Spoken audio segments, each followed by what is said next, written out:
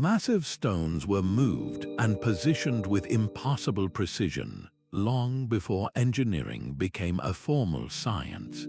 This video explores 32 architectural designs that predate recorded engineering theory, structures whose very existence rewrites the story of human innovation.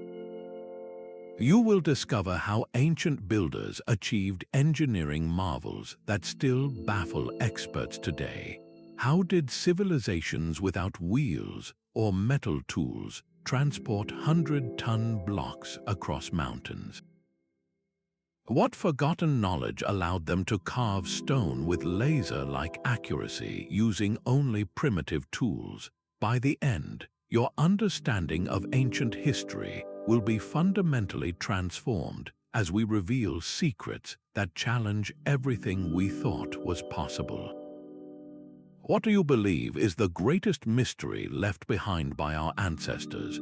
Göbekli Tepe stands as a silent question carved in limestone.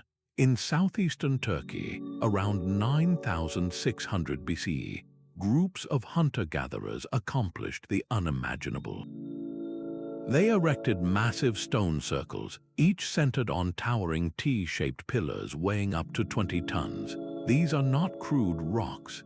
They are masterfully shaped monoliths, intricately carved with foxes, boars, scorpions, and abstract symbols. This was not a small project. It was a monumental sanctuary built a staggering 6,000 years before Stonehenge and centuries before the widespread adoption of agriculture. This single fact shatters a long-held belief that complex society, with its organized labor and symbolic expression, could only emerge after farming provided a stable food surplus. Here, the builders came first. The society itself might have been organized to build. So how was it done? Without metal tools, without the wheel, and without domesticated animals to pull the massive stones, these people quarried, transported, and raised these colossal pillars. The precision of the carvings is breathtaking, and the arrangement of the pillars suggests they understood celestial patterns, an advanced knowledge we never attributed to people of that era. This discovery does not just add a chapter to history, it demands we rewrite the entire book of human cultural and technological development. From these ancient Turkish plains, another profound mystery calls from the shifting desert sands. Deep in the Egyptian desert, a stark arrangement of stones defies the emptiness. This is the Nabta Playa calendar circle, a sophisticated astronomical device created by cattle herders around 5000 BCE. It stands as the world's oldest known observatory, predating Stonehenge by over 1,000 years. What these nomadic people achieved here is breathtaking. They arranged stones with deliberate precision, creating alignments that mark the summer solstice sunrise and the rising positions of key stars. Without a written language, they encoded a complex understanding of the heavens into the very earth. Researchers have mapped the stones to the movements of Orion's belt and the star Sirius, celestial bodies of immense importance to later Egyptian cultures. This was not a random pile of rocks. It was a functioning calendar and a cosmic map, demonstrating a grasp of mathematical principles that would not be formally recorded for thousands of years. This desert circle shatters another assumption that such advanced astronomy required a settled, agricultural society. Here, knowledge moved with the herds, proving that the human drive to comprehend the cosmos emerged independently across the globe. From this ancient African sky watcher's circle, our journey takes us to another continent where equally astonishing engineering awaits discovery. Across the ocean, another civilization was solving the same fundamental problems, but with a completely different vision. In the Soup Valley of Peru, the ancient city of Caral rises from the desert, its monumental pyramids and platform mounds built around 2600 BCE. This places it as a contemporary of the great Egyptian pyramids, yet it was conceived in total isolation, a world away. The city's central amphitheater is an acoustic marvel. A person speaking at a normal volume in the center can be heard with perfect clarity across the entire space, a feat of sound projection that seems to defy the open air. This was not an accident. The design incorporates precise angles and wall placements that act as a natural amplifier, an understanding of acoustical physics that would not be formally documented for millennia. But the builders of Caral thought beyond sound. They lived in a seismically active land, and their pyramids reveal a brilliant defense against this constant threat. Instead of building solid mounds, they used shikra bags, mesh sacks filled with stones. This flexible foundation acts like a shock absorber, allowing the structures to sway and settle during an earthquake rather than crack and collapse. This is an engineering principle we take for granted today, yet here it was, fully realized over 4,000 years ago. The greatest mystery of Caral, however, is not just its engineering, but its society. There are no fortifications, no weapons, and no depictions of warfare. The city flourished without ceramics or elaborate art, suggesting a culture that channeled its collective genius into architecture, community, and knowledge. Their urban planning included sophisticated underground drainage canals to manage water and ventilation shafts to cool interior spaces, concepts that would not become standard in engineering for thousands of years. Caral stands as a powerful testament to a peaceful, highly organized society that independently unlocked the secrets of urban living and monumental construction. As we leave the silent, sun-baked pyramids of South America, we travel to a windswept Scottish archipelago where an even older stone mystery awaits. The silence of Easter Island is broken by nearly 900 stone giants gazing inland. These are the Moai, colossal human figures carved from compressed volcanic ash, some standing over 30 feet tall and weighing more than 80 tons. Their creation by Polynesian settlers beginning around 1250 represents one of humanity's most audacious engineering projects. The challenge was immense. They had to quarry the stone from the slopes of the Ronuraraku volcano, then transport these multi-ton statues for miles across rugged, hilly terrain. There were no wheels, no metal tools, and no large animals to pull them. So how did they walk these giants across the island?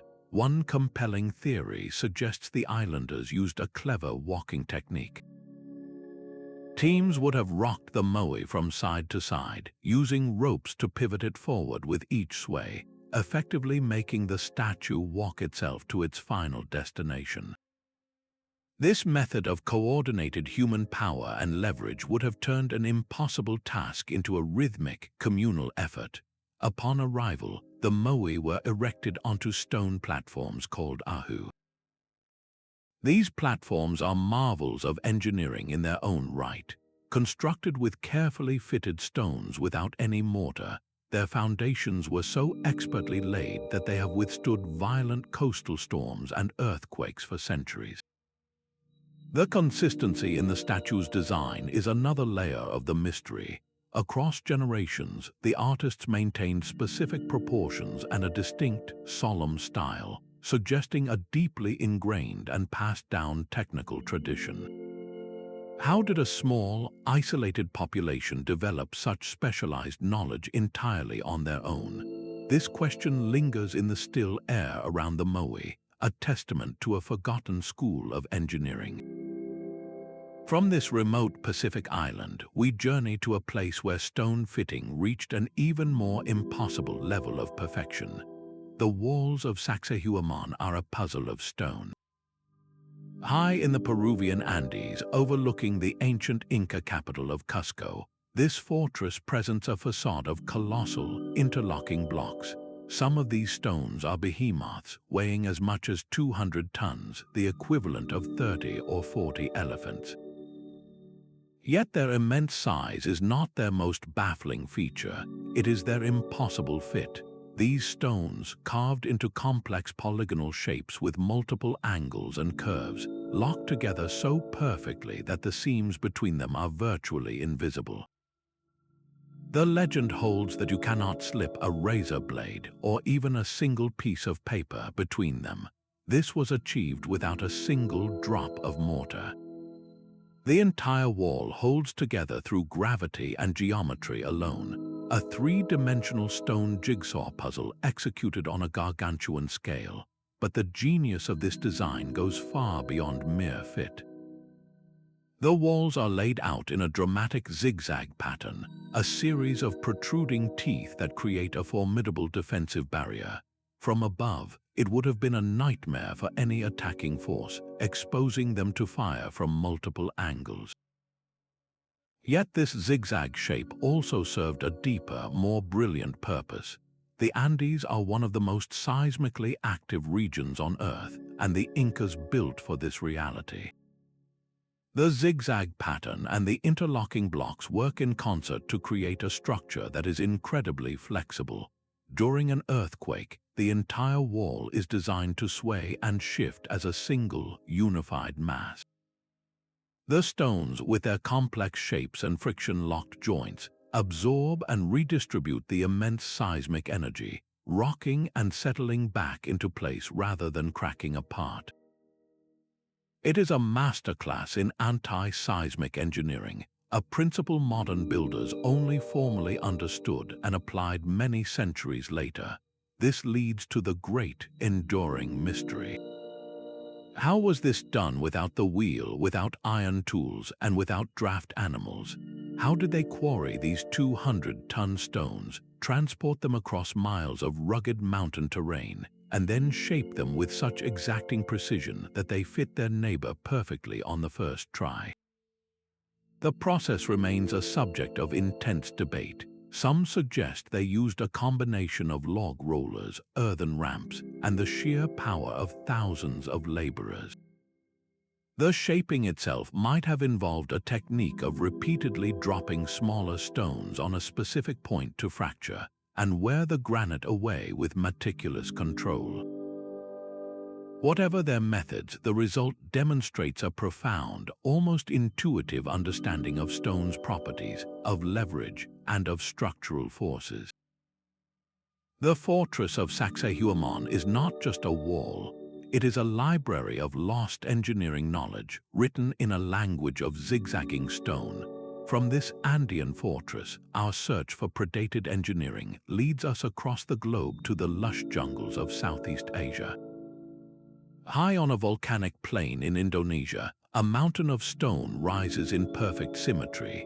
Borobudur Temple is not merely a building, it is a three-dimensional map of the Buddhist cosmos, a staggering pyramid of 9 stacked platforms crowned by a central dome. Constructed in the 9th century, it is a symphony in stone, composed of over 2 million individual blocks. But its true genius is hidden from the casual eye, engineered to survive the relentless tropical rains that could easily wash away a lesser structure. The entire monument is a masterwork of water management, a secret weapon against erosion built into its very form. Instead of visible gutters that would mar its sacred geometry, the architects designed a covert network of drainage channels. These hidden passages are carved directly into the stone, running along corridors and down the intricate stairways. At regular intervals, waterspouts protrude from the walls, each one a uniquely carved gargoyle known as a makara, a mythical sea creature. During a downpour, these spouts transform the temple into a living spectacle, with hundreds of streams of water cascading from the mouths of stone guardians. This was not just for show. The slope of every corridor, the angle of every step, and the placement of every channel were calculated with an intuitive understanding of hydrology. The system guides the water away efficiently, preventing pooling and the destructive force of runoff that would, over centuries, dissolve the mortarless joints. And that is the second layer of this engineering puzzle. Borobudur was built without any mortar at all. Its 2 million stones are held together by an intricate system of interlocking grooves and knobs, a massive stone puzzle locked in place by gravity and perfect geometry. This flexible joinery has allowed the entire structure to sway and settle during earthquakes and even survive major volcanic eruptions, standing resilient for over 1,200 years. The sophistication does not stop with physics and hydrology. The temple is aligned with celestial events, its tiers representing the stages of enlightenment, and its proportions based on mathematical ratios that would not be formally documented for centuries. Borobudur is a testament to a civilization that understood the universe as an interconnected system and built a monument that harmonized stone, water, and sky. This profound integration of knowledge is a thread that connects ancient marvels across Asia, leading us to another civilization that mastered its environment with equal brilliance. Rising from the savannah, the great Conical Tower of Zimbabwe is an enigma of pure form. Constructed around the 11th century, this 30-foot-tall structure is a masterpiece of dry stone walling, built without a single drop of mortar to hold its countless granite blocks together. Its shape is a perfect tapering cone, a geometric marvel of such precision that it seems to defy the rudimentary tools presumed available. Yet the greatest mystery lies within, or rather, the lack of it. The tower is completely solid, a monumental mass of stone containing no rooms, no stairways, and no functional interior space. It demanded a staggering investment of labor and resources to build what appears on the surface to be a colossal sculpture. So why build it? Was it a symbolic grain silo representing the kingdom's wealth and prosperity, a spiritual beacon connecting the earth to the heavens? An astronomical marker, its shadow tracing the passage of seasons, its true purpose remains one of Africa's most enduring archaeological puzzles. The engineering, however, speaks a clear and sophisticated language. The builders possessed an intuitive grasp of physics, shaping and placing each stone so that its weight is perfectly distributed down the sloping walls. This careful stacking creates immense stability, allowing the tower to withstand centuries of wind and rain. The entire complex of Great Zimbabwe is a lesson in environmental harmony, with long, sweeping walls that curve to embrace the natural granite outcrops of the landscape, a seamless fusion of human ambition and the enduring earth. This achievement, flourishing centuries before European contact, stands as a powerful challenge to any outdated notion that advanced engineering was exclusive to other continents. From this African mystery of stone and symbol, we venture to the heart of the desert, where another civilization turned water into the source of its power. In the shadow of later Roman temples lie stones that defy all logic. The Trilithon at Baalbek is a trio of limestone blocks so immense that their very existence feels like a physical impossibility. Each one weighs around 800 tons, the equivalent of 200 full-grown elephants. They form the foundation of a massive terrace, and they were placed with a precision that leaves modern engineers in awe. The seams between them are so tight, so perfectly fitted, that they appear as mere hairline cracks in the stone. This level of exactitude would be an incredible achievement today with laser-guided machinery, yet it was accomplished millennia ago. And here is the first layer of the mystery. These stones are far older than the Roman structures built atop them. They are believed to be the work of a forgotten civilization, placed around 3000 BCE, long before the rise of classical empires. The true scale of this project is revealed a mile away in the quarry. There, a single, partially carved block known as the Stone of the Pregnant Woman lies abandoned. It is even more colossal, a staggering 1,000 tons of solid rock. This unfinished giant makes the achievement at the temple platform even more profound. How did they move 800-ton stones for a mile across a valley? How did they then lift these behemoths 20 feet into the air and slot them into place with micrometer precision? We are not talking about dragging a log. This is a logistical nightmare that would challenge our best modern cranes and transport vehicles. The builders possessed a knowledge of leverage, weight distribution, and stone cutting that seems to belong to a different age. Did they use a system of earthen ramps, thousands of laborers, and ingenious rope pulleys we can no longer conceive of? Or was there a lost principle of physics, a forgotten technology that allowed them to manipulate stone as if it were light as wood? The silent, perfect walls of the Trilithon offer no answers, only a silent, enduring challenge to our understanding of the ancient world. From this staggering display of raw engineering power in the Middle East, we set sail for a remote Pacific island where a different kind of stone secret awaits. The rhythmic crash of waves against basalt walls marks the boundary of a city born from the sea. Madol rises from a coral reef off the coast of Pohnpei, a labyrinth of 92 artificial islands built not of earth but of colossal stone logs. These are not rough boulders, they are hexagonal and octagonal columns of basalt, each one weighing multiple tons, stacked with impossible precision. To stand before these walls is to witness a geological puzzle. The basalt columns, quarried from the other side of the island, were somehow transported across miles of open ocean.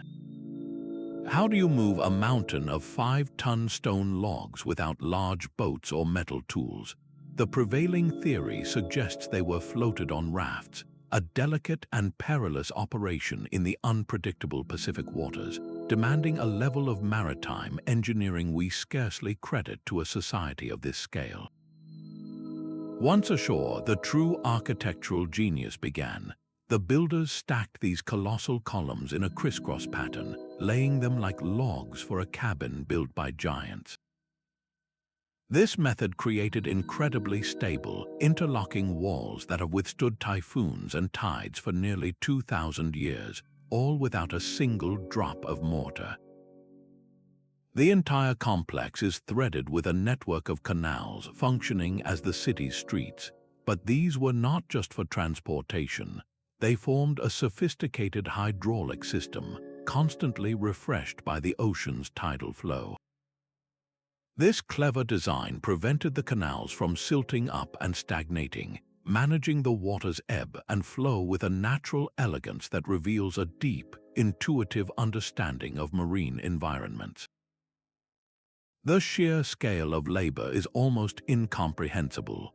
This was not the work of a small village. It speaks to a highly organized, stratified society capable of marshalling and sustaining a specialized workforce for generations. How did this knowledge emerge in such isolation? Madol stands as a haunting monument to a forgotten chapter of maritime engineering, a city that defies the sea even as it is embraced by it. From this aquatic maze in the Pacific, our journey takes us to a different sea, where another island civilization carved its legacy not from volcanic stone, but from the living rock of a mountain. Deep beneath the island of Malta, a different kind of engineering mystery resonates in absolute darkness. The Hypogeum of Saflieni is not a structure built from the ground up, but a sanctuary meticulously carved downward into the living limestone around 3600 BC. This was a massive, multi-level undertaking, a subterranean world of halls, chambers, and tombs excavated with nothing more than stone and antler tools. Its mere creation is a puzzle, but its true genius is something you cannot see. It is something you hear. Within this stone labyrinth, specific chambers are acoustically perfect. The oracle room, in particular, possesses a property that defies its ancient origins. If a person speaks in a certain tone, their voice is not merely echoed. It is transformed. The sound amplifies and resonates, vibrating through the very stone floor and walls, filling the entire space with a powerful, humming energy that can be felt in the bones. Modern acoustic studies have shown that this room resonates most powerfully at the frequency of 110 Hz, a specific sonic key. At this frequency, something remarkable happens. The resonance can alter human brainwave patterns, potentially inducing states of heightened awareness, meditation, or even trance. This was not a happy accident. The architecture itself is the instrument. The proportions of the chambers, the curvature of the walls, and the specific placement of niches were all carved with an intuitive, and perhaps formal, understanding of how sound waves behave in an enclosed space. They engineered the very air. The builders created a technology of consciousness using only stone and geometry, a form of physics that would not be formally understood for another 5,000 years. This suggests their knowledge was not merely practical but deeply spiritual, intertwining the fabric of the material world with the experience of the human mind. From this profound underground silence, where sound was once a tool for transcendence, we are drawn upward to a place where engineering met the sky on the peaks of the Andes. Perched on a knife-edge ridge in the Andes, Machu Picchu is more than a city in the clouds. It is a masterclass in seismic survival, a place where the stones themselves know how to dance. When the earth trembles, as it so often does in this mountain range, the buildings here do not fight the movement, they yield to it. The ancient Inca engineers designed every wall with a brilliant flexibility.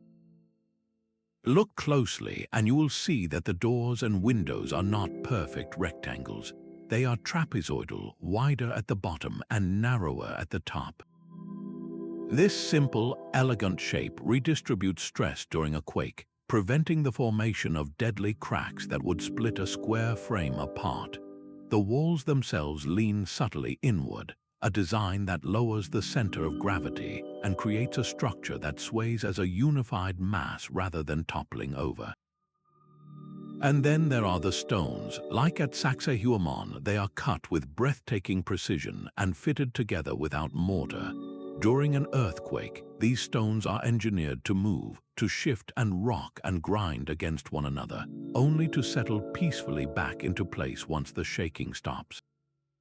It is a dynamic system, a living architecture that breathes with the mountain, but the genius of Machu Picchu extends far beyond its quake-proof walls. The entire city is an integrated system.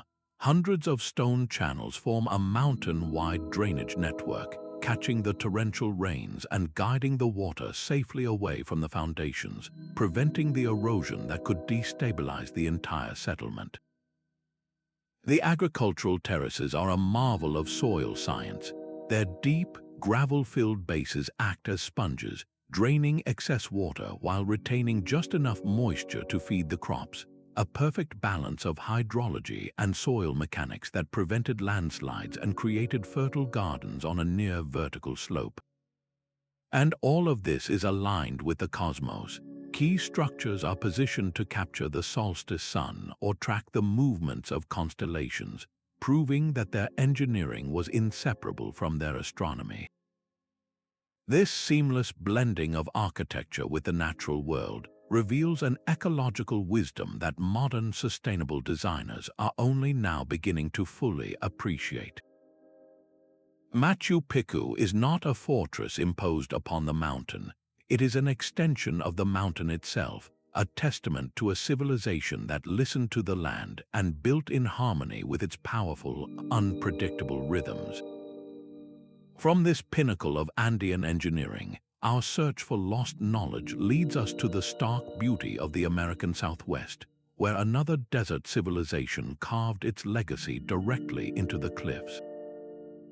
In the heart of a desert canyon, the city of Petra did not merely survive, it thrived. Carved directly into the vibrant red sandstone cliffs of Jordan, this Nabatean capital was an oasis of impossible scale, supporting a population of 20,000 in one of the world's most arid regions.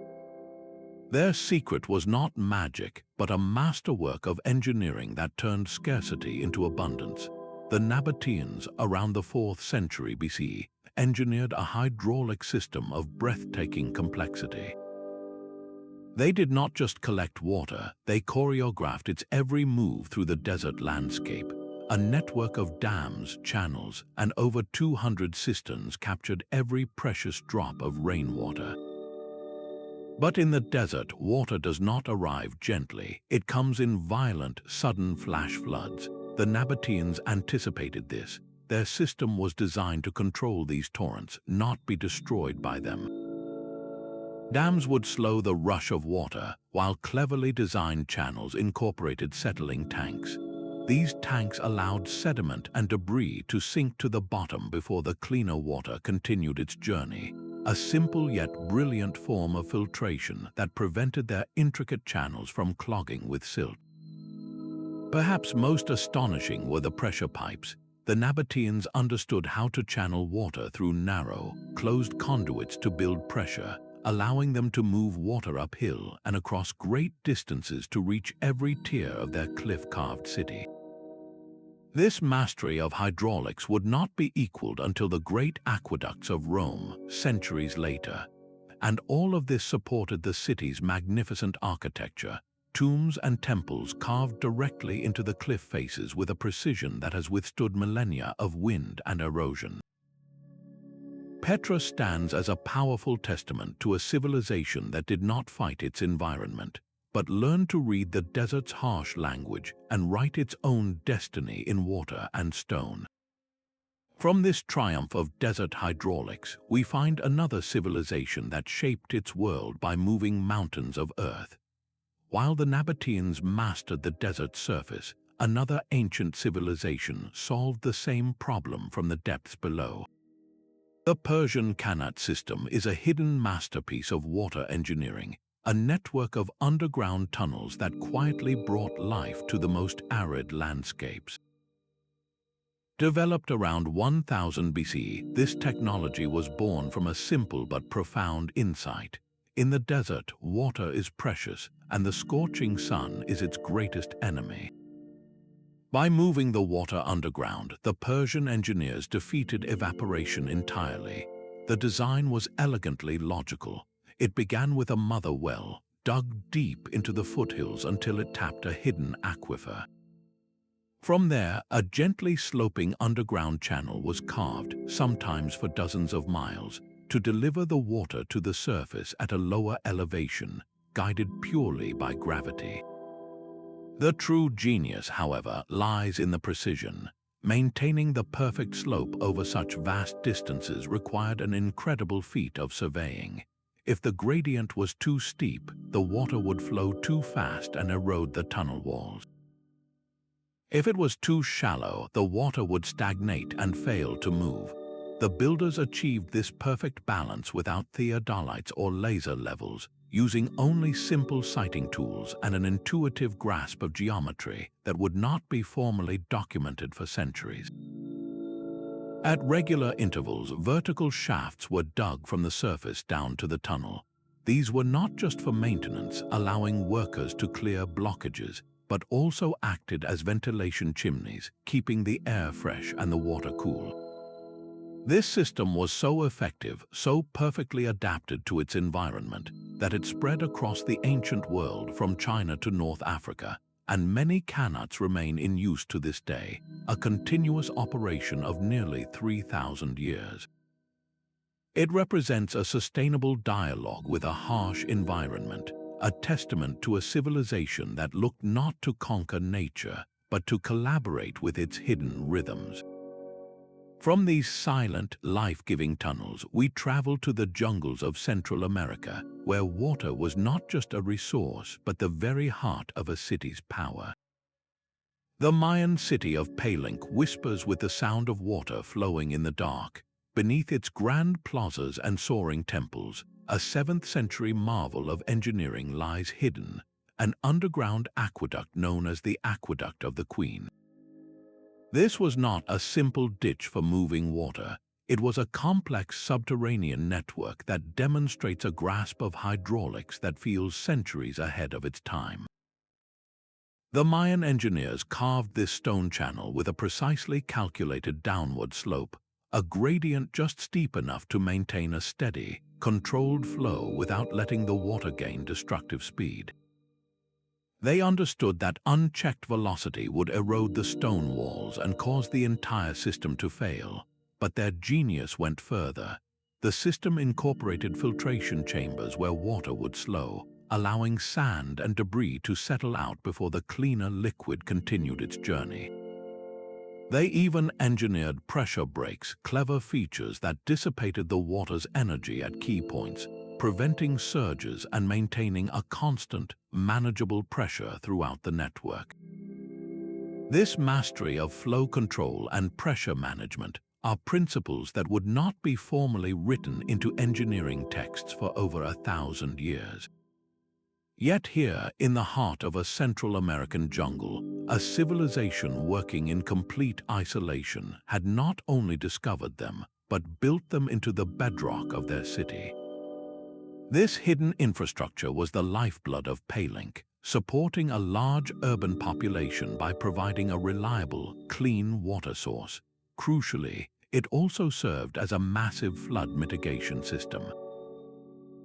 During the violent tropical downpours that defined the region, the aqueduct would safely channel torrents of rainwater away from the city's foundations, preventing catastrophic erosion and protecting the magnificent structures above.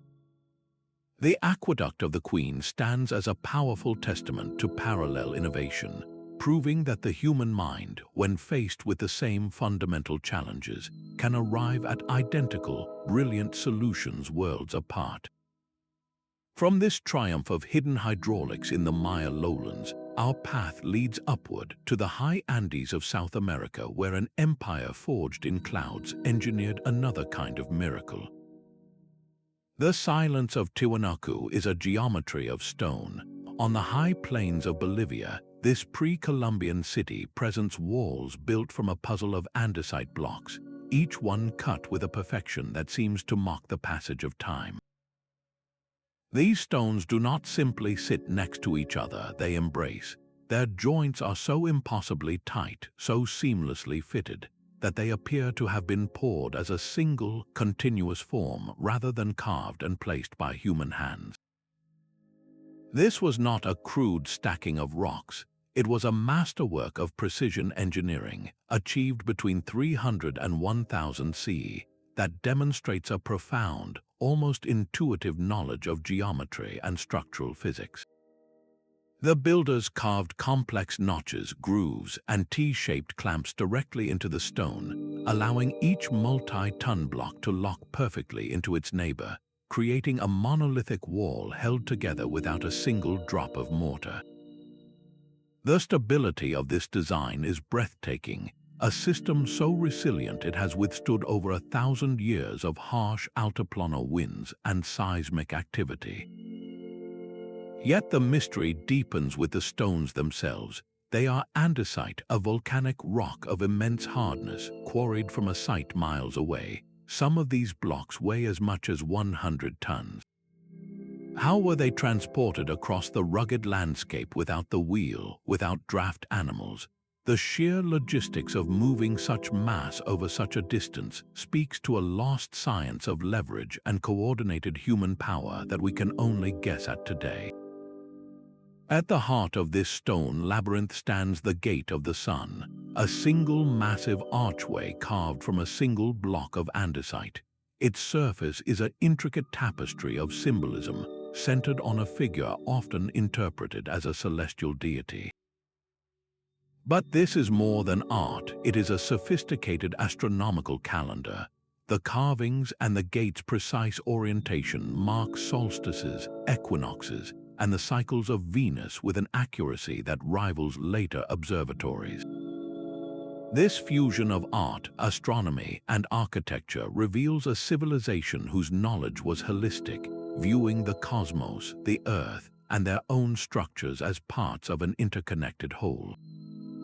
The city's genius extended to the invisible, with underground drainage channels that managed water in a climate of extreme wet and dry seasons, and ventilation systems that regulated airflow. Tiwanaku is not a collection of ruins. It is a library of forgotten engineering principles, written in a language of flawless stone.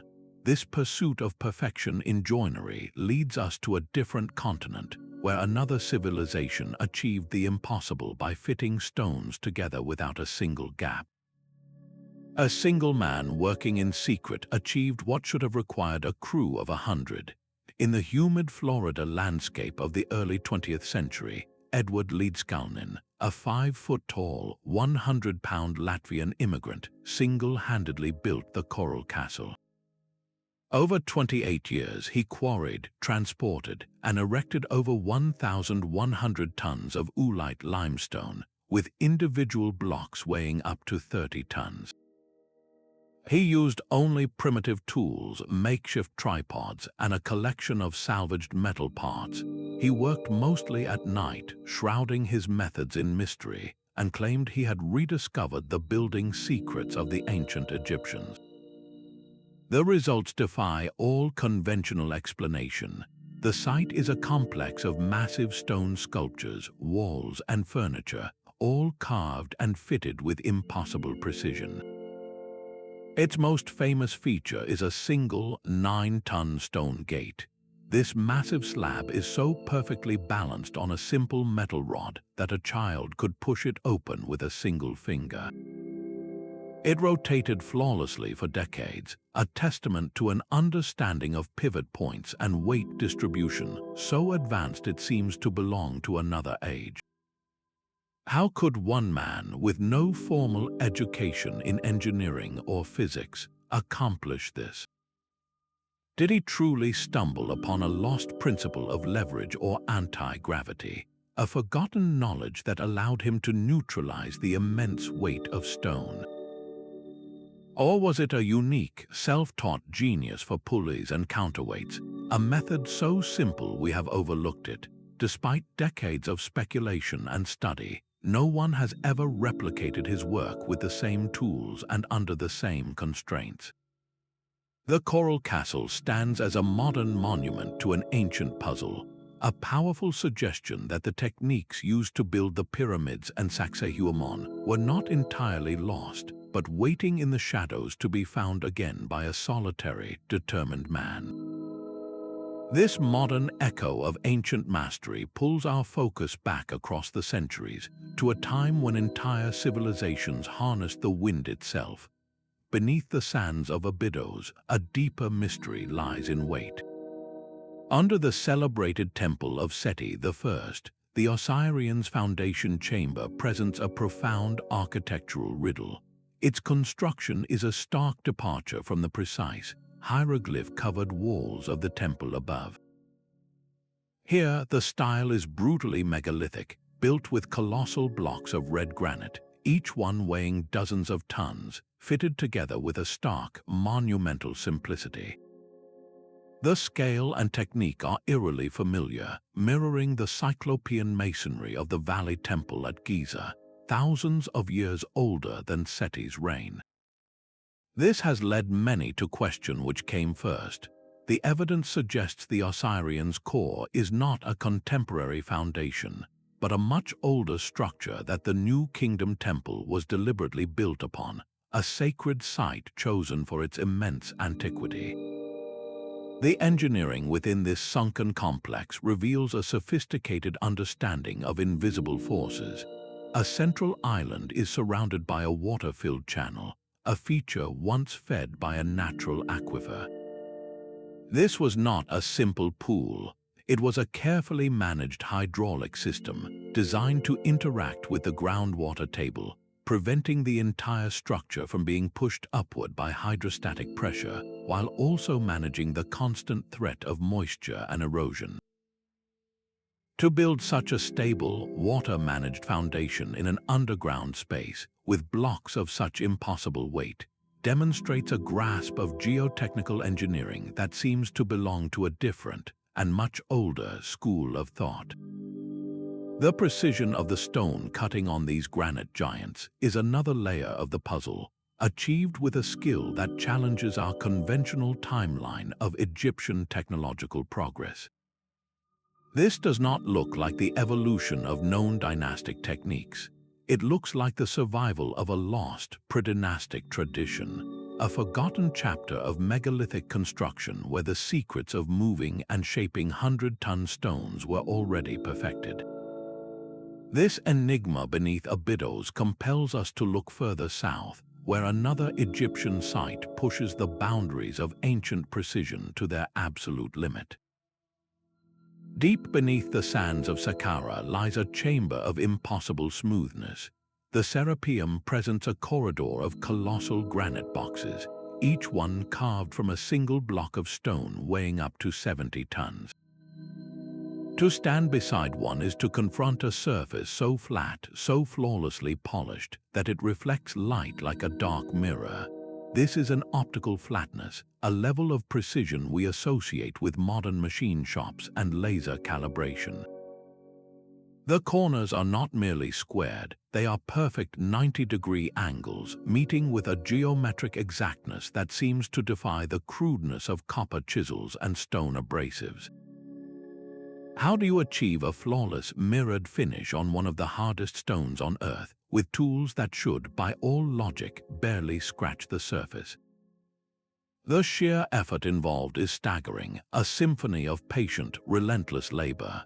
Yet the mystery deepens with the fit of the massive lids. When sealed, these boxes become virtually airtight, a feat of joinery that seems to transcend any practical requirement for a burial vault. If these were merely sarcophagi, why such an obsessive, almost hermetic pursuit of perfection? The engineering knowledge on display feels disproportionate, even alien, when held against the simple toolkit we attribute to its creators.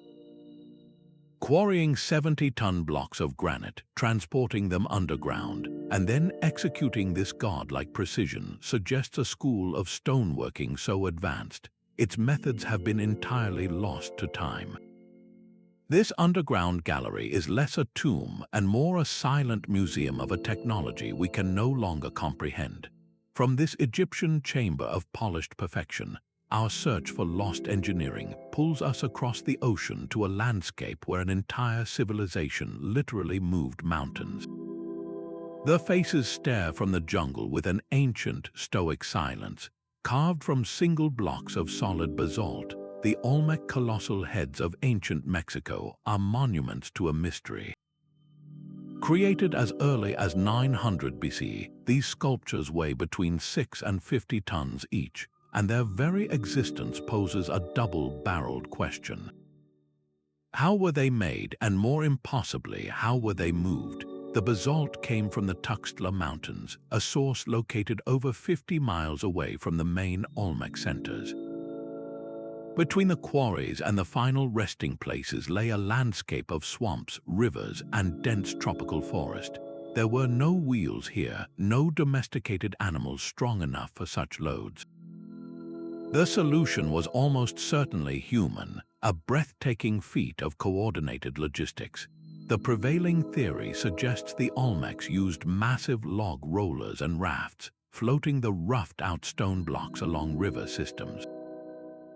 Imagine the effort, hundreds of laborers maneuvering a 50-ton stone onto a barge, then poling it down river, a precarious journey where one mistake could sink everything. Upon arrival, the same teams would have used earthen ramps and ropes to position the monolith for its final transformation. The carving itself reveals a profound intimacy with the stone. Using only harder stones for hammering and abrasion, the Olmec artisans shaped these volcanic giants with an artist's eye. The faces are not generic. Each one possesses distinct features, from broad noses and full lips to unique headgear, likely representing powerful rulers. They captured the subtle contours of human flesh in an impossibly hard medium, a sculptural achievement that would not be surpassed in the region for centuries. This was not a trial run. It was a fully realized engineering and artistic tradition from the very dawn of Mesoamerican civilization. The Olmecs did not slowly learn how to work stone. They began with mastery, suggesting their knowledge was already ancient when they carved their first colossal head. This legacy of moving mountains to create a human face in the jungle marks just the beginning of the engineering wonders that would rise across the Americas.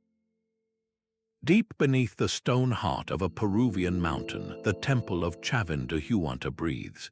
This sprawling complex, built around 1200 BCE, is a marvel of subterranean engineering, a labyrinth of galleries and chambers carved into the earth. But its true genius lies in the invisible, in the very air its ancient visitors breathed. The builders engineered a sophisticated ventilation system that still functions today, a network of precise ducts and channels that maintain a constant, fresh airflow throughout the deepest, most enclosed passages. This was not a simple hole in the ceiling. It was a calculated system that used differences in temperature and air pressure between the outside and the inside to create a natural draft, pulling stale air out and drawing fresh air in, ensuring that even the most remote ceremonial chambers remained safe and breathable. This mastery of underground environmental control would not be formally understood for thousands of years, yet the air was not the only thing they manipulated with such precision. Hidden within the stone walls are acoustic tubes, narrow channels engineered to carry sound in specific, dramatic ways. A priest speaking in a hidden chamber could have his voice projected to a specific public plaza, his words seeming to emanate from the stone itself, a disembodied oracle designed to awe and inspire. This fusion of acoustic physics with spiritual theater reveals a profound understanding of human psychology. The entire temple is also a celestial clock, its main staircase and a central obelisk perfectly aligned to capture the sun's rays during the solstices, illuminating specific carvings and chambers. This integrated astronomical knowledge with the architectural plan, creating a structure that marked the cycles of the cosmos. Perhaps most remarkably, Chavin has withstood countless earthquakes over its 3,000-year history. The builders used a combination of flexible foundations, interlocking stonework, and strategic wall angles to create a structure that could sway with the Earth's movements rather than resist them.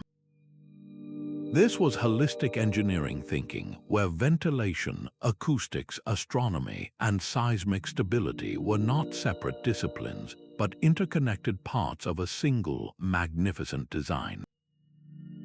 From this ancient South American temple that mastered the world beneath the surface, our journey takes us across the Pacific to an Asian empire that reshaped the very landscape above it.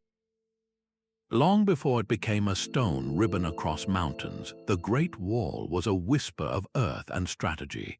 Its earliest sections, dating to the 7th century BC, reveal a foundational genius for defensive engineering. While the Ming Dynasty's stone battlements are iconic, these original walls were masterpieces of terrain utilization, built not to dominate the landscape but to become one with it. The builders did not simply erect a barrier. They wove it along the razor-edge spines of mountain ridges, using the natural topography itself as the primary defense. This required an advanced geographical understanding, a bird's-eye view of the land that allowed them to place their walls where the mountains did most of the work, forcing any potential invader into the most disadvantageous positions. The construction technique itself was deceptively simple yet brilliant. This was rammed earth, a process of mixing specific soils with gravel, clay, and sometimes even rice flour for binding. This mixture was then compacted layer by layer into wooden formworks, pounded into a dense, concrete-like hardness by teams of laborers. The knowledge required was profound. They had to analyze soil composition to find the perfect balance of cohesion and drainage. They mastered compaction methods, understanding that the right force applied in the right sequence would create a monolithic structure. The result was a wall with incredible durability and surprising resistance to erosion, structures that have endured for over 2,500 years. This early wall represents a parallel path in engineering, one that developed in isolation yet achieved results comparable to the later, more famous stone constructions. It was a living laboratory, a testing ground for principles of military planning and materials science that would become the bedrock of Chinese engineering for centuries to come. From this ancient earthen rampart, our exploration of Asia's foundational engineering continues to a structure that harnessed an even more fundamental force. The streets of Mohenjo-Daro were laid out with a geometric precision that feels almost modern. In the Indus Valley, around 2500 BC, this ancient metropolis achieved a level of urban planning that would not become standard elsewhere for several thousand years. Its builders operated with a shared vision, using standardized kiln-fired bricks of identical ratio throughout the entire city. This was not haphazard growth, it was a master plan executed on a grand scale. The city was organized into a clear grid of wide main streets and smaller alleys, with distinct zones for public administration, craft production, and dense residential neighborhoods. But the true genius of Mohenjo-Daro is hidden beneath its streets. This city possessed one of the world's first comprehensive public sanitation systems. Nearly every house contained a private bathroom with a brick-paved floor and a dedicated drainage outlet.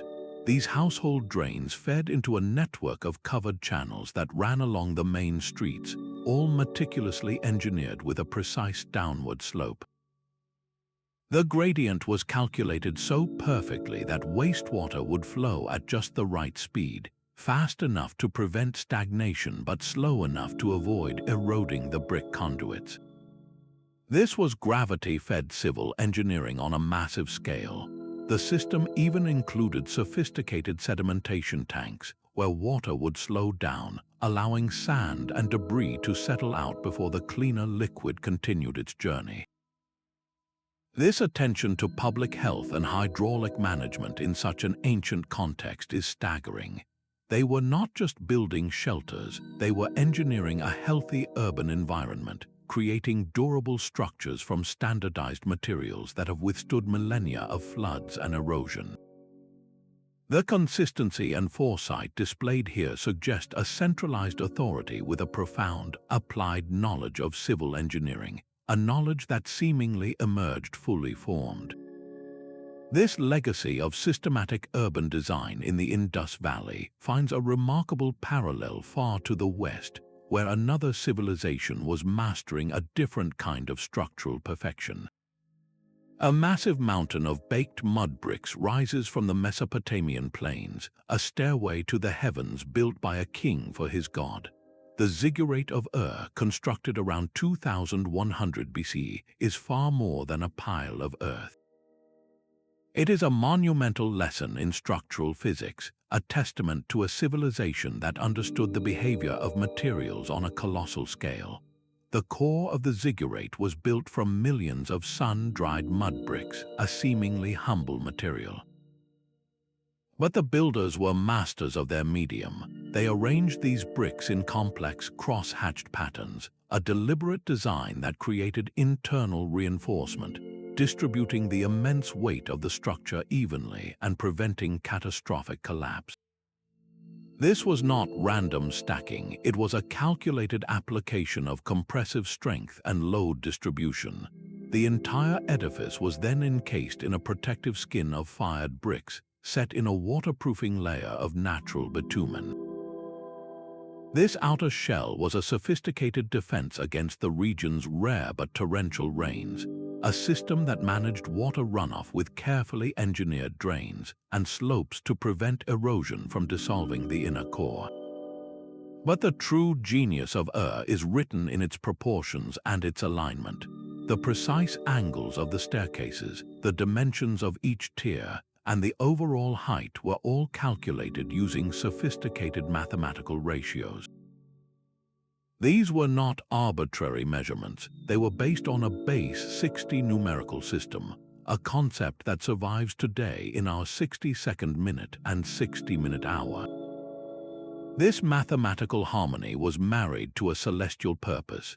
The ziggurat was precisely oriented to the cardinal directions and aligned with specific lunar and stellar events, turning the entire structure into a giant astronomical instrument. The builders even integrated ventilation shafts within the brickwork, allowing air to circulate and prevent moisture buildup, a passive environmental control system that preserved the structure for centuries. How did a society without formal calculus or structural engineering textbooks achieve this? They learned through relentless practical application. They built, they observed, and they refined, passing down a cumulative knowledge of geometry, material science, and hydrology through generations of master builders. The ziggurat of Ur stands as a powerful argument that engineering is not born in a classroom, but in the ambitious, hands-on work of turning a vision into a mountain. This Mesopotamian mastery of baked earth leads us to a different kind of mystery, one carved from the living rock of a desert canyon. A legendary garden in the heart of a desert empire defied the very logic of its environment. The hanging gardens of Babylon, whether they graced Mesopotamia or another ancient city, were described as a mountain of terraces, dripping with lush vegetation and cooled by flowing streams. To maintain such a paradise in an arid climate would have demanded a mechanical heart, a system capable of lifting vast quantities of water from the Euphrates River to the very top of the structure. Ancient accounts hint at the use of screws, devices that could raise water when turned by human power. This is the profound mystery. The screw principle is a classic example of mechanical advantage, a simple machine that converts rotational force into linear motion to lift a load. Yet these gardens were reportedly built centuries before the Greek mathematician Archimedes, whose name the screw now bears, was even born. This suggests a parallel discovery, a separate school of hydraulic engineering that had already unlocked the secrets of pumps and pressure. The structural framework itself was an engineering nightmare. Imagine the weight of saturated soil, not just across a single level, but stacked in towering terraces. The supporting arches and columns would have had to bear an immense, constant load, all while being constantly exposed to the corrosive power of moisture. This was not merely architecture, it was a fully integrated system where botany, hydrology, and structural mechanics had to work in perfect harmony. A single leaking channel could undermine a foundation. A poorly designed support could lead to catastrophic collapse under the weight of an artificial river.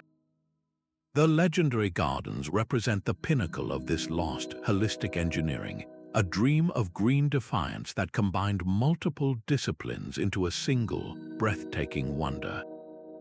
While the gardens themselves live on only in ancient texts, their spirit of integrated design finds a powerful echo in a far more tangible and equally mysterious structure. Beneath the waves off Japan's coast, the Yonaguni Monument presents a riddle carved in stone. Submerged for over 10,000 years, these massive formations rise from the seafloor like a sunken city. We see what appear to be vast, flat terraces, sharp 90-degree angles on immense blocks, and staircases that ascend with geometric precision. The central structure, a colossal 5-story complex, looks unnaturally symmetrical, with straight walls and perfectly parallel channels cutting through the bedrock.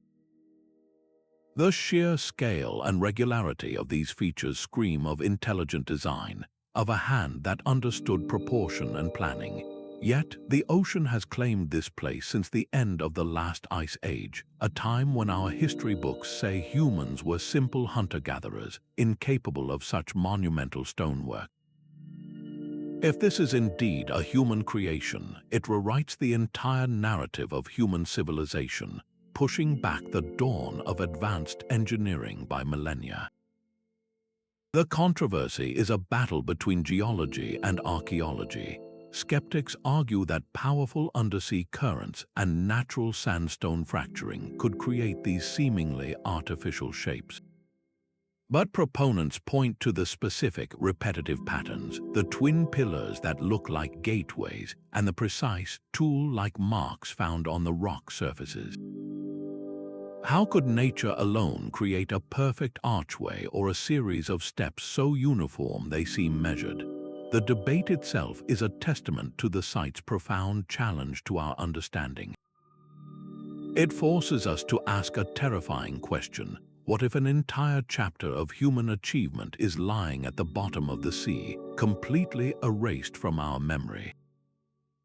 This submerged enigma pulls our search for lost engineering into the depths, where the evidence is as fluid as the water that hides it. A mountain in Bosnia stares back with an unnatural geometry. In the town of Visoko, a cluster of hills rises with such perfect symmetry and alignment that a controversial theory has taken root.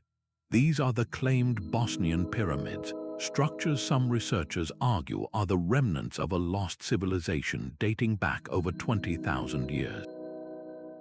The most prominent, dubbed the Pyramid of the Sun, displays a striking orientation to the north, with its triangular faces seemingly aligned to the cardinal directions with a precision that nature rarely, if ever, produces. Mainstream archaeology remains deeply skeptical, viewing the formations as natural hills shaped by tectonic forces, yet the claims persist, pointing to peculiar evidence. Excavations have revealed layers of a concrete-like conglomerate, a manufactured building material that appears to coat the structures. Beneath the surface, a vast labyrinth of underground tunnels known as Ravni Tunnel winds for miles. These passages are lined with thousands of meticulously placed stones and feature dry stone walls that have remained stable for millennia, suggesting a sophisticated understanding of subterranean construction. If these hills are indeed artificial, the implications are staggering. It would mean a society with advanced engineering capabilities existed during the last ice age, a time we currently picture as populated by nomadic hunter-gatherers. This potential discovery does more than just suggest an older civilization. It challenges the very framework of human history, forcing us to question the timeline we have so carefully constructed. The intense debate surrounding Visoko highlights a fundamental conflict in how we interpret the anomalies left behind by the deep past, a struggle between established dogma and the possibility of a forgotten world. Rows of stone march across the Breton landscape like a silent army frozen in time. The Qanat alignments in France are a spectacle of scale, a monument built not from one massive block, but from thousands of individual standing stones arranged with breathtaking order. Erected around 4,500 BC, these are not random placements. Over 3,000 stones are positioned in precise parallel rows that stretch for miles, a feat of Neolithic landscape engineering that required a vision spanning generations. The consistency is the true marvel. Each menhir, some towering over 20 feet, was quarried, transported, and set upright in a perfectly straight line, maintaining its alignment across the rolling terrain. This was more than a spiritual gesture. It was a massive civil engineering project that demanded sophisticated surveying techniques we never knew these people possessed. How do you keep a line straight for a mile without a written language or modern tools? They must have used a system of sighting stakes and horizon markers, a practical geometry etched into the land itself. The purpose behind this colossal effort is shrouded in mystery.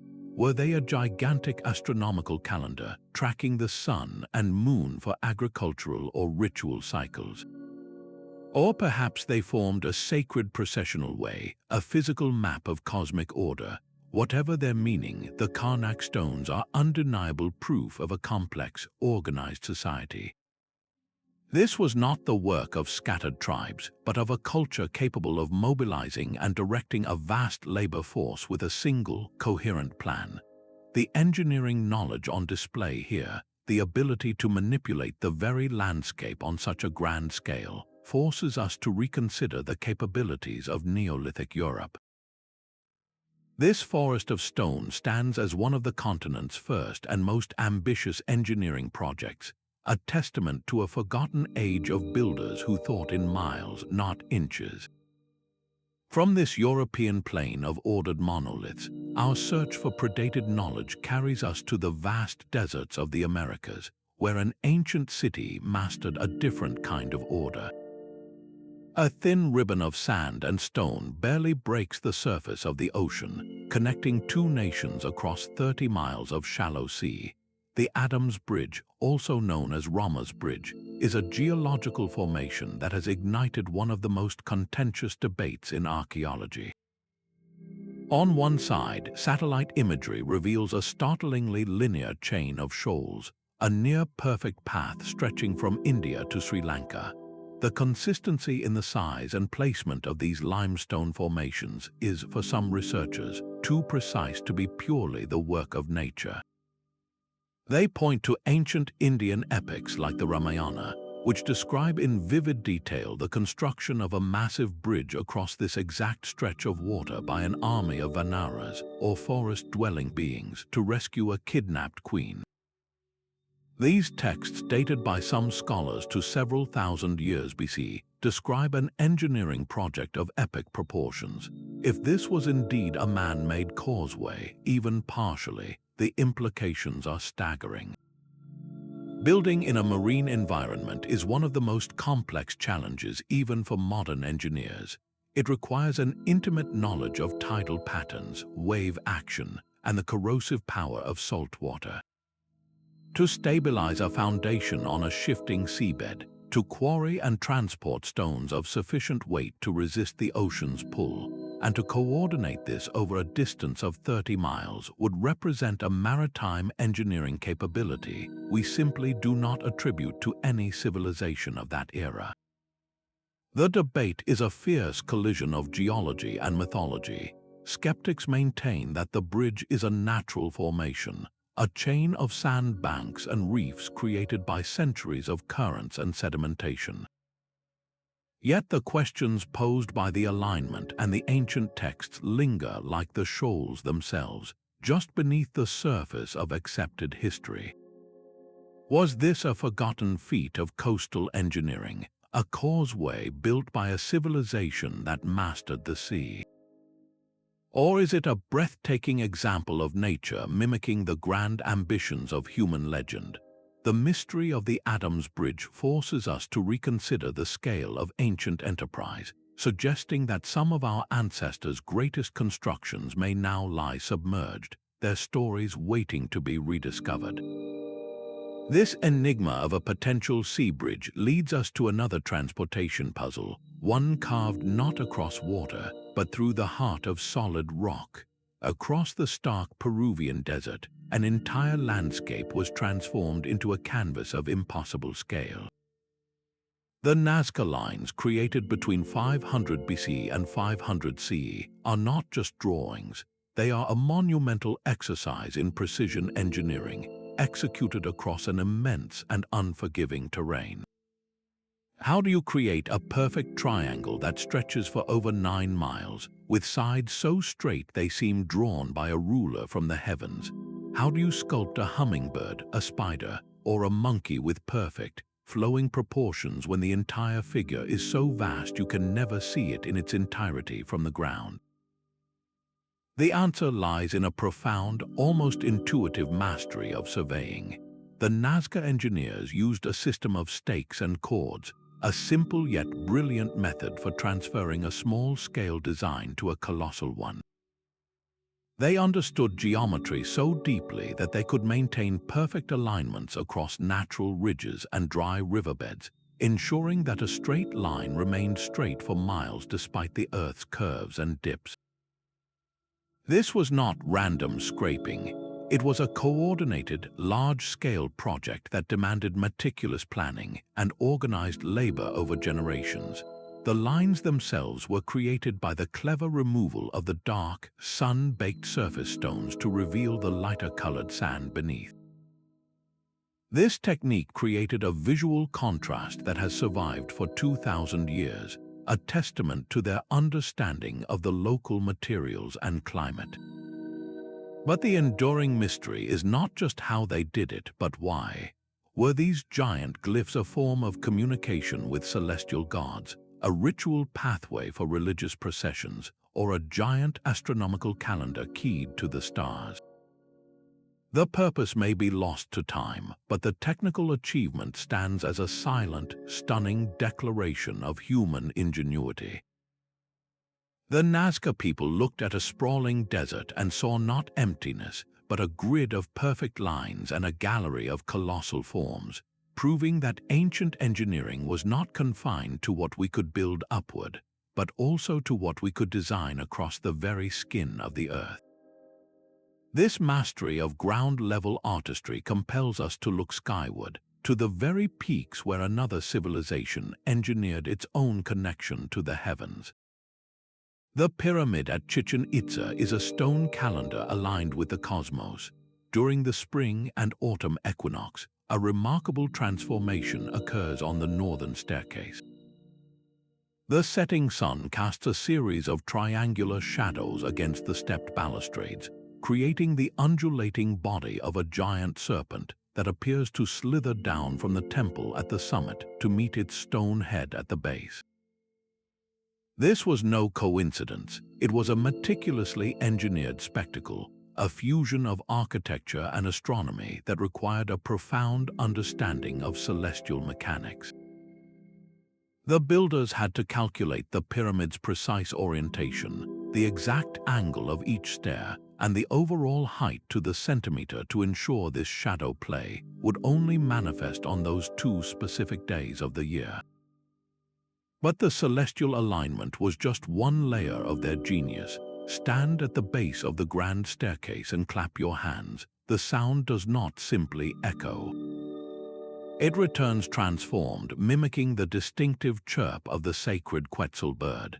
This acoustic marvel was engineered directly into the stone steps. The spacing between the treads creates a series of sound diffraction points, a built-in filter that sculpts the noise of a clap into a specific, symbolic frequency. This was physics as performance, an auditory illusion woven into the very fabric of the structure to enhance the sacred experience. The pyramid's stability is another testament to their foresight. Built in a tropical environment with a high water table, the structure could have easily sunk or collapsed. The Mayan engineers constructed it atop a massive, carefully compacted platform that distributed the immense weight and prevented subsidence. They selected and layered their limestone with an intuitive knowledge of material properties, creating a monolithic form that has withstood over 1,000 years of heavy rains, humidity, and seismic activity. This pyramid was not merely a temple. It was the physical expression of Mayan scientific knowledge, a perfect synthesis of mathematics, astronomy, acoustics, and civil engineering. From this pinnacle of Mesoamerican celestial design, our gaze turns to the stars as seen from a different ancient land. A single beam of light pierces a 5,000-year-old darkness. In the rolling green hills of Ireland, the passage tomb of Newgrange waits in silence for one specific moment each year. Around 3,200 BC, a community of Neolithic farmers engineered a structure that would act as a perfect celestial clock. Above the entrance, a narrow slit known as a roof box was positioned with impossible accuracy. For just a few minutes at dawn on the winter solstice, and for several days before and after, a shaft of sunlight travels up the long, narrow passage and floods the central burial chamber with a golden light. This was not a chance alignment. It was a precise astronomical instrument carved from stone and earth, a feat that required a deep, generational understanding of the solar cycle. The true genius of this design is its resilience against time itself. The Earth's wobble on its axis, a slow cycle known as precession that takes 26,000 years to complete, gradually shifts the positions of the stars and the precise timing of solstices.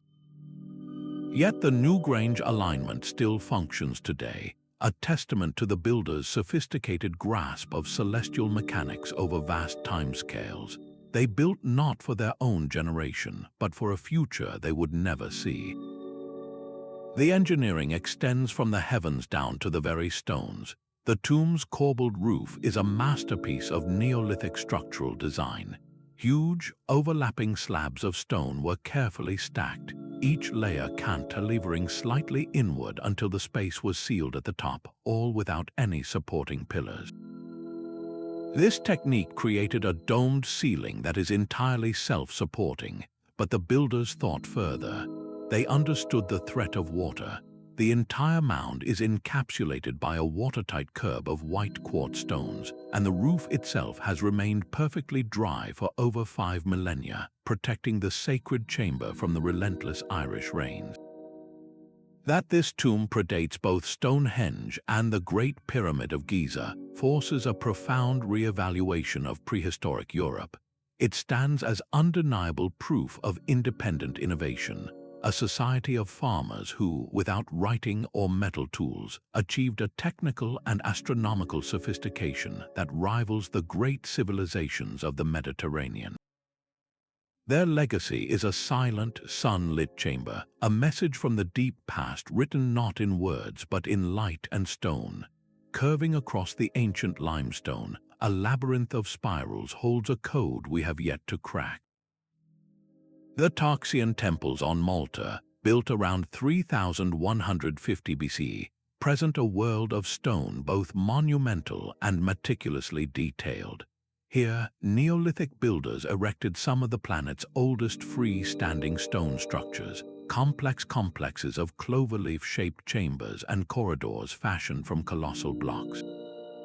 The sheer mass of these stones is staggering, quarried, moved, and set into place using nothing more than stone tools and coordinated human effort.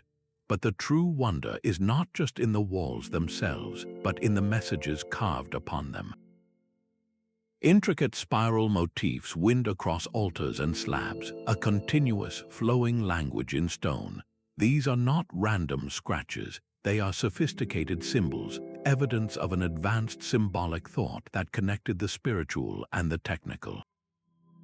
The layout of the temples reveals a masterful understanding of structural stability. The builders knew exactly how to distribute the immense weight of the stone ceilings, using strategically placed pillars and corbelled arches to create spaces that have endured for over 5,000 years. Their intuitive grasp of load-bearing principles allowed these sacred halls to stand long after the civilization that built them vanished. This was a holistic engineering philosophy where artistry and architecture were inseparable, a testament to a culture that could envision complex forms in stone and possess the technical capability to bring that vision to life with breathtaking precision. Our final ancient mystery takes us to a site that combines multiple engineering disciplines into a single, breathtaking achievement. The flawless stones of Sacsayhuamán lead us to a final, fundamental question. How did these ancient builders achieve the impossible without the formal engineering theories we rely on today? The answer lies not in a single blueprint, but in the quiet, cumulative power of human tradition. These were not societies that built from textbooks. Their knowledge was a living thing, passed from master to apprentice through countless hours of hands-on work. A young person would learn the feel of stone, the sound of a well-struck flake, and the subtle shift in a lever's balance, not from a lecture, but from a lifetime of doing. This was a deep, intuitive understanding forged through relentless trial and error, refined over centuries until it became second nature. Generations of builders observed how structures settled, how water flowed, and how the sun cast its longest shadow, slowly codifying these patterns into a reliable, if unrecorded, science. This process of incremental improvement explains the breathtaking perfection we see at places like Tiwanaku or Sacsayhuamán. They did not achieve this on the first attempt. Each project stood upon the buried lessons of 1,000 previous ones. What is truly remarkable is how this knowledge emerged in complete isolation. The pyramid builders of Egypt, the earthquake-proof architects of Peru, and the celestial engineers of Newgrange never met. They had no way to share their discoveries. Yet they all arrived at the same profound solutions, mastering leverage, hydraulic pressure, and seismic stability. This suggests that certain engineering principles are universal truths, waiting to be uncovered by any civilization that diligently confronts the challenges of its environment. The great mystery, then, is not always how they learned, but how we forgot. The history of technology is not a straight, upward line. It is a story of brilliant flashes, of knowledge painstakingly gained and then, sometimes, tragically lost to war, famine, or simply the passage of time. The techniques for moving an 800-ton block at Baalbek, or for achieving an optical polish at the Serapeum, were not improved upon. They vanished, leaving behind only their silent, magnificent products as a challenge to our own assumptions. These 32 structures are more than just ruins. They are a powerful reminder that human genius is not defined by the tools we hold, but by the profound understanding we build through patient observation and shared experience. They whisper to us across the millennia, not of lost technologies, but of the incredible potential that resides within the human mind itself. These silent stone libraries hold lessons for our own concrete and steel world. The ancient principle of building with the land, not against it, is perhaps their most profound legacy. Modern engineers examining Machu Picchu's foundations or the Persian Qanat systems are not just studying history, they are rediscovering a lost art of sustainable design. These builders achieved resilience through flexibility and a deep understanding of natural forces, concepts we are only now prioritizing in the face of climate change and seismic threats. The interdisciplinary nature of this research is itself a revolution, forcing archaeologists to think like engineers and engineers to listen to archaeologists. Together, they are piecing together a new story of human innovation, one that suggests our ancestors possessed a holistic wisdom we are still striving to reclaim. This challenges the very core of our historical timeline, pushing us to ask if civilization's ascent was not a slow climb, but a series of brilliant peaks, some of which we have forgotten entirely. The true mystery is not just how they built these wonders, but why the sophisticated knowledge behind them appears, vanishes, and then re-emerges in different parts of the world across the millennia. This pattern suggests that human ingenuity is a constant, capable of extraordinary feats with or without the technology we assume is necessary. It invites a humbling thought that the greatest limitations are not the tools in our hands, but the boundaries of our own imagination. These 32 structures stand as a silent challenge to our modern arrogance. We have traced a path from the stone circles of Göbekli Tepe to the submerged geometry of Yonaguni, witnessing a consistent pattern of impossible achievement. It is a story written in continents and carved in epochs, a narrative of massive stones moved, of celestial cycles captured in architecture, and of cities that breathed with the land itself. The sheer scale of this forgotten knowledge is humbling.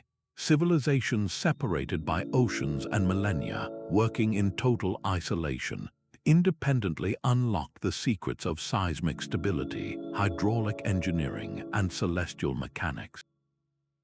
They did not have our textbooks or our software, yet they built to last for thousands of years, their creations outliving the very cultures that birthed them. This recurring theme of independent innovation forces a profound expansion of our view. It suggests that human ingenuity is not a linear progression, but a fundamental spark that can ignite anywhere, given enough time, need, and collective will. The great mystery is not always how they learned, but how we so completely forgot.